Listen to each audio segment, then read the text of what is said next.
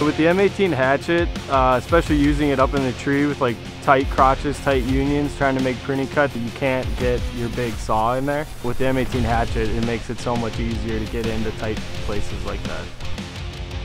The M18 fuel hatchet saw is easy to grab, light on the harness if I'm carrying it through a tree. The M18 fuel hatchet, it's much smaller, much easier to handle. You can get into tight, small spots much easier. You don't have the exhaust blowing in your face as you're making a cut. So it's perfect for those small, tight areas that you have to cut in. Yeah, the size and weight of the hatchet is surprisingly easy to control, and it still has power behind that lightweight.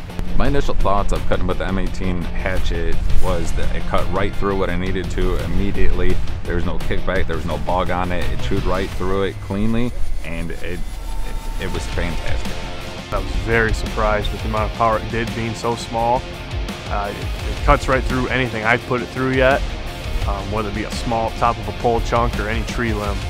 The M18 fuel hatchet's power definitely allows us to be faster on the job site. I mean, the cutting speed alone allows us to be faster.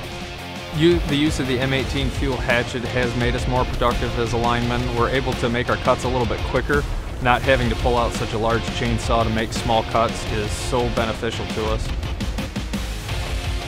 The size, the power, and the reliability, along with the battery life that I've experienced so far, has been phenomenal.